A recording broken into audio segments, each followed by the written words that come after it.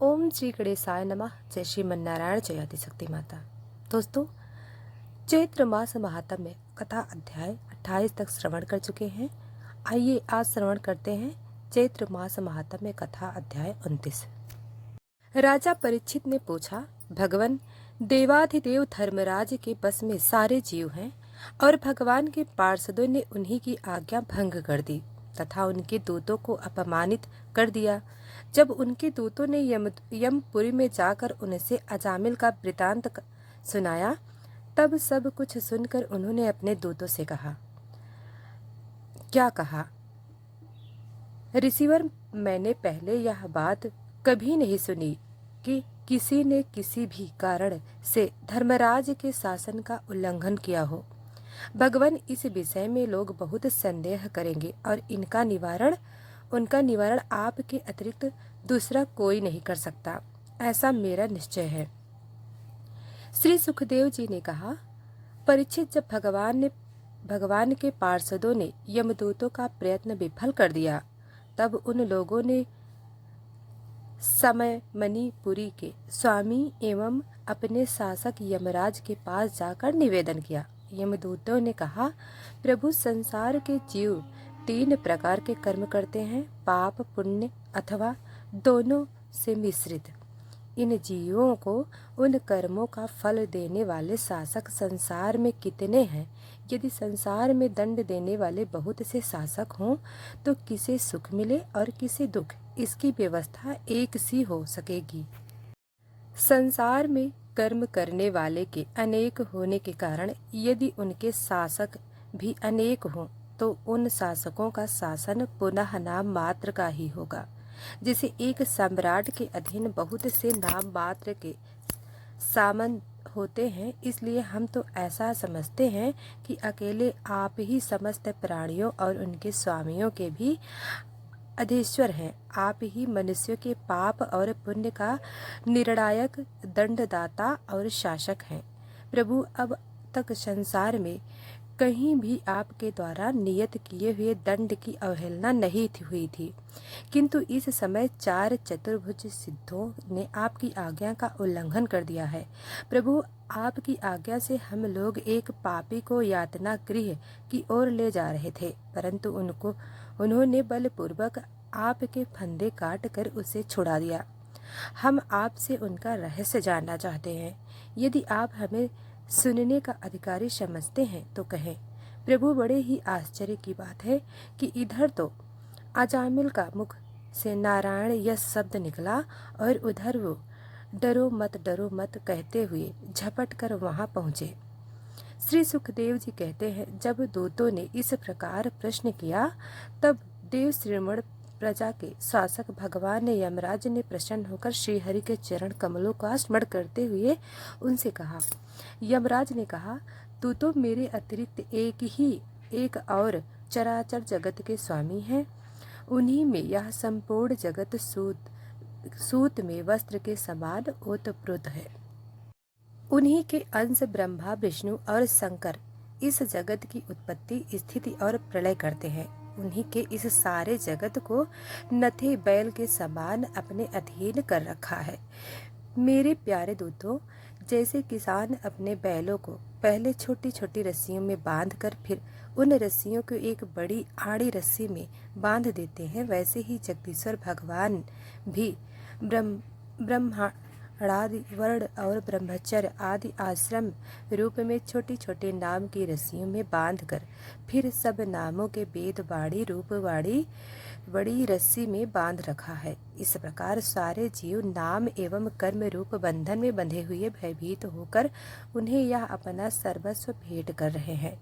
दूतों में इंद्र, निरीत, वरुण, चंद्रमा, अग्नि, शंकर, वायु, सूर्य, ब्रह्मा, 12 आदित्य, विश्व देवता, 8 वसु, साध्य, 49 मारुत सिद्ध, 11 रुद्र रजोगुण एवं तमोगुण से रहित भृगु आदि प्रजापति और बड़े बड़े देवता सब के सब सत्व प्रधान होने पर भी उनकी माया के अधीन है तथा भगवान कब क्या किस रूप में करना चाहते हैं, इस बात को कोई नहीं जानते। तब दूसरों की तो बात ही क्या है। जिस प्रकार घटपट आदि रूपवान पदार्थ अपने प्रशासक नेत्र को नहीं देख सकते, वैसे ही अंतःकरण में अपने साक्षी रूप से स्थित परमात्मा को कोई भी प्राणी, इंद्रिय, मन, प्राण, हृदय, वाणी आदि किसी भी साधन के द्वारा नहीं जान सकता। वे प्रभु सबके स्वामी और स्वयं परम स्वतंत्र हैं। उन्हीं मायापति पुरुषोत्तम के दूत उन्हीं के समान परम मनोहर रूप, गुण और स्वभाव से उत्पन्न होकर इस लोक में प्राय विचरण करते रहते हैं। विष्णु भगवान से सूर्य पूजित एवं परम अलौकिक पार्षदों का बड़ा दर्शन बड़ा दुर्लभ है। वे भगवान के भक्त जनों के उनके शत्रुओं से, मुझसे और अग्नि आदि सब विपत्तियों से सर्वथा सुरक्षित रखते हैं।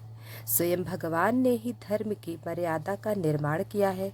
उसे ना तो ऋषि जानते हैं और ना देवता या सिद्धिगण ही। ऐसी स्थिति में मनुष्य, विद्याधर, चारण और असुर आदि तो जान ही सकते हैं। भगवान के द्वारा निमित्त भगवत धर्म परम शुद्ध और अत्यंत गोपनीय है। उसे जानना बहुत ही कठिन है। जो उसे जान लेता है वह भगवान स्वरूप को प्राप्त हो जाता है। दूतों, भगवत धर्म का रहस्य हम 12 व्यक्ति ही जानते हैं। ब्रह्मा जी, देवर्षि नारद, भगवान शंकर, सनत कुमार, कपिल देव, स्वयंभू मनु, प्रहलाद जनक, भीष्म पितामह, बलि सुखदेव जी और मैं। इस जगत में जीवों के लिए बस यही सबसे बड़ा कर्तव्य परम धर्म है कि वे नाम कीर्तन आदि उपायों से भगवान के चरणों में व्यक्ति भाव प्राप्त कर ले। प्रिय दोस्तों, भगवान के नामोड़ की महिमा तो देखो। अजामिल जैसा पापी भी एक बार नाम उच्चारण करने मात्र से मृत्यु पाप से छुटकारा पा गया। भगवान के गुण, लीला और नामों का भली भांति कीर्तन मनुष्य के पापों को सर्वथा विनाश कर दे। यह कोई उसका बहुत बड़ा फल नहीं है, क्योंकि अत्यंत पापी अजामिल के मरने के समय चंचल चित्त से अपने पुत्र का नाम नारायण उच्चारण किया। इस नामाभास मात्र से ही उसके सारे पाप छिड़ हो गए, मुक्ति की प्राप्ति भी हो गई। बड़े बड़े विद्वानों की बुद्धि कभी भगवान की माया से मोहित हो जाती है। वे कर्मों के मीठे मीठे फलों का वर्णन करने वाली वेद वाणी में ही मोहित हो जाते हैं और यज्ञ, यगा आदि बड़े बड़े कर्मों में ही संलग्न रहते हैं तथा इसी सुगमाति सुगम भगवान नाम की महिमा को नहीं जानते हैं। यह कितने खेद की बात है। प्रिय दोस्तों, बुद्धिमान पुरुष ऐसा विचार कर भगवान अनंत में ही संपूर्ण अंतःकरण से अपना भक्ति भाव स्थापित करते हैं। वे मेरे दंड के पात्र नहीं हैं। पहली बात तो यह है कि वे पाप करते ही नहीं, परंतु यदि कदाचित संयोगवश कोई पाप बन भी जाए तो उसे भगवान का गुणगान तत्काल नष्ट कर देता है। जो समदर्शी साधु भगवान को ही अपना साध्य और साधन दोनों समझकर उन पर निर्भर होते हैं। बड़े बड़े देवता और सिद्धि उनके पवित्र चरित्रों का प्रेम से गान करते हैं। मेरे दूतों, भगवान की गदा उसकी सदा रक्षा करती है। उनके पास तुम लोग कभी भूल कर भी मत जाना। उन्हें दंड देने की सामर्थ्य ना हम में है और ना साक्षात काल में ही। बड़े बड़े परमहंस दिव्य रस के लोभ से संपूर्ण जगत और शरीर आदि से भी अपनी अमता ममता हटाकर अकिंचित होकर निरंतर भगवान मुकुंद के पदार बिंद का मकरंद रस पान करते हैं। जो दुष्ट उस दिव्य रस से विमुख है और नरक के दरवाजे घर गृहस्थी की तृषा का बोझ बांधकर उसे ढो रहे हैं, उन्हीं को मेरे पास बार बार लाया करो। जिनकी जीभ भगवान के गुणों और नामों का उच्चारण नहीं करती, जिनका चित्त उनके चरण बिंदु का चिंतन नहीं करता और जिनका सिर एक बार भी भगवान श्री कृष्ण के चरणों में नहीं झुकता, उन भगवत सेवा विमुख पापियों को ही मेरे पास ले आया करो। आज मेरे दूतों ने भगवान के पार्षदों स्वयं भगवान का अपराध ही तिरस्कार किया है। यह मेरा ही अपराध है। पुराण पुरुष भगवान नारायण हम लोगों का यह अपराध क्षमा करे। हम अज्ञानी होने पर भी उनके निज जन और उनकी आज्ञा पाने के लिए अंजलि बांधकर सदा उत्सुक रहते हैं। अतः परम महिमान्वित भगवान के लिए यही योग्य है कि वे क्षमा कर दें।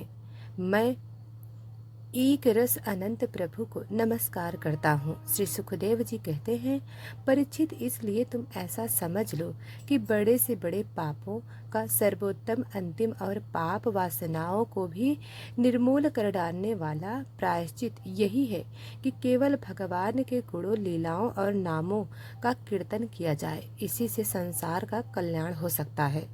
जो लोग बार बार भगवान का उदार और कृपापूर्ण चरित्रों का श्रवण कीर्तन करते हैं, उनके हृदय में प्रेममय भक्ति का उदय हो जाता है।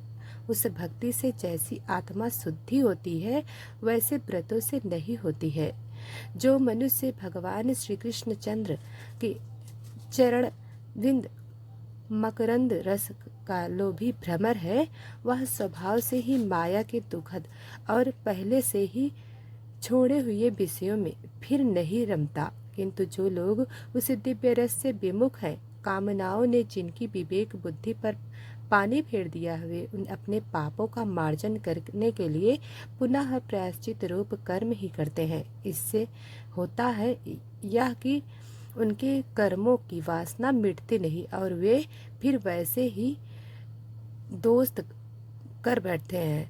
परीक्षित, जब यमदूतों ने अपने स्वामी धर्मराज के मुख से इस प्रकार भगवान की महिमा सुनी और उसका स्मरण किया, तब उनके आश्चर्य की सीमा न रही। तभी से वे धर्मराज की बात पर विश्वास करके अपना नाश की आशंका से भगवान के आश्रित भक्तों के पास नहीं जाते, और तो क्या वे अपनी उनकी ओर आंख उठाकर देखने में भी डरते हैं। प्रिय परीक्षित, यह इतिहास परम गोपनीय और अत्यंत रहस्यमय है। मलय पर्वत पर विराजमान भगवान अगस्त्य जी ने श्री हरि की पूजा करते समय मुझे यह सुनाया था। वही कथा मैंने आज तुम्हें सुनाया। राजा परीक्षित ने पूछा, भगवान, आपने संक्षेप से इस बात का वर्णन किया कि स्वयंभू मनवंतर में देवता, असुर, मनुष्य, सर्प और पशु पक्षी आदि की सृष्टि कैसे हुई। अब मैं उसी का विस्तार से जानना चाहता हूँ। प्रकृति आदि कारणों के भी परम कारण भगवान अपनी जिस शक्ति से जिस प्रकार उसके बाद की सृष्टि करते हैं, उसे जानने की मेरी इच्छा है। श्री सूत जी कहते हैं, सुनकाद ऋषियों परम योगी व्यास नंदन श्री सुखदेव जी ने राजेश परीक्षित का यह सुंदर प्रश्न सुनकर उनका अभिनंदन किया और इस प्रकार कहा।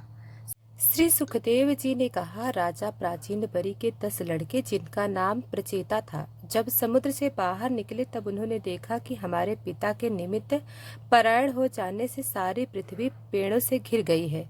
उन्हें वृक्षों का बड़ा क्रोध आया।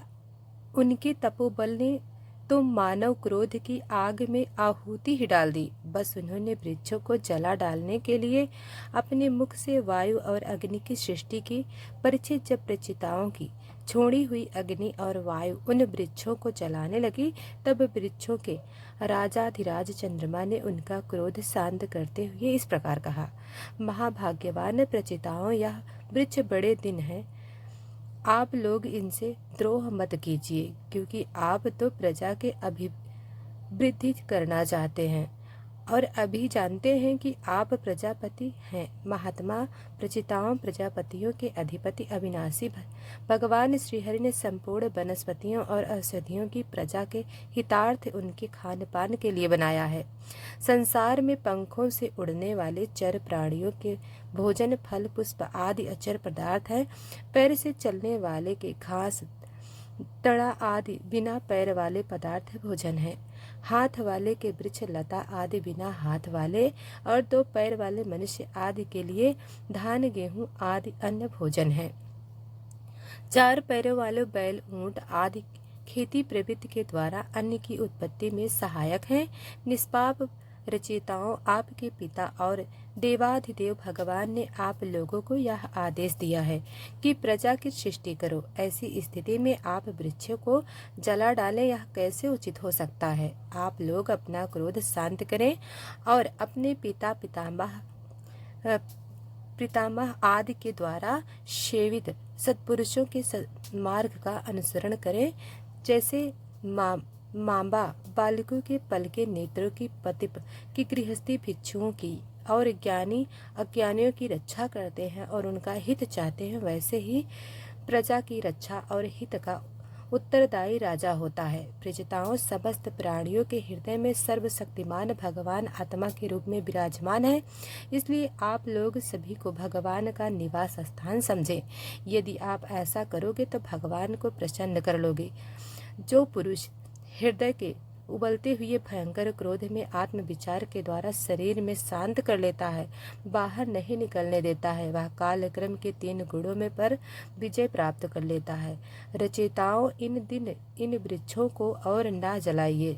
जो कुछ बचे रहे हैं उनकी रक्षा कीजिए, इससे आपका भी कल्याण होगा। इस श्रेष्ठ कन्या का पालन इन वृक्षों ने ही किया है, इसे आप लोग पत्नी के रूप में स्वीकार कीजिए। परीक्षित वनस्पतियों के राजा चंद्रमा ने प्रचेताओं को इस प्रकार समझा बुझाकर उन्हें प्रमलोचा अप्सरा की सुंदरी कन्या दे दी और वे वहां से चले गए। प्रचेताओं ने धर्मानुसार उनका पानी ग्रहण किया। उन्हीं प्रचेताओं के द्वारा उस कन्या के गर्भ से प्रचेतस दक्ष की उत्पत्ति हुई। फिर दक्ष की प्रजा सृष्टि से तीनों लोक भर आए। इनका अपनी पुत्री पर बड़ा प्रेम था। उन्होंने जिस प्रकार अपने संकल्प और वीर से विविध प्राणियों की सृष्टि की, वह मैं तुम्हें सुनाता हूँ। तुम सावधान होकर सुनो। परीक्षित, पहले प्रजापति दक्ष ने जल, थल और आकाश में रहने वाले देवता, असुर एवं मनुष्य आदि प्रजा की सृष्टि अपने संकल्प से की। जब उन्होंने देखा कि वह सृष्टि बढ़ नहीं रही है, तब उन्होंने विंध्याचल के निकटवर्ती पर्वतों पर जाकर बड़ी घोर तपस्या की और वहाँ एक अत्यंत श्रेष्ठ तीर्थ, उसका नाम है आगमन, वह सारे पापों को धो बहाता है। प्रजापति दक्ष उस तीर्थ में त्रिकाल स्नान करते और तपस्या के द्वारा भगवान की आराधना करते हैं। प्रजापति दक्ष ने इंद्रादित्य भगवान के हंस गुण नामक स्रोत से स्तुति की थी, उसी से भगवान उन पर प्रसन्न हुए थे। मैं तुम्हें वह स्तुति सुनाती हूँ। तो दोस्तों, इसी के साथ यह अध्याय समाप्त हुआ। हम कल आगे की कथा सुनाएंगे अगले अध्याय में। तो दोस्तों, वीडियो को लाइक सब्सक्राइब नहीं किया है तो अभी कर लें। धन्यवाद।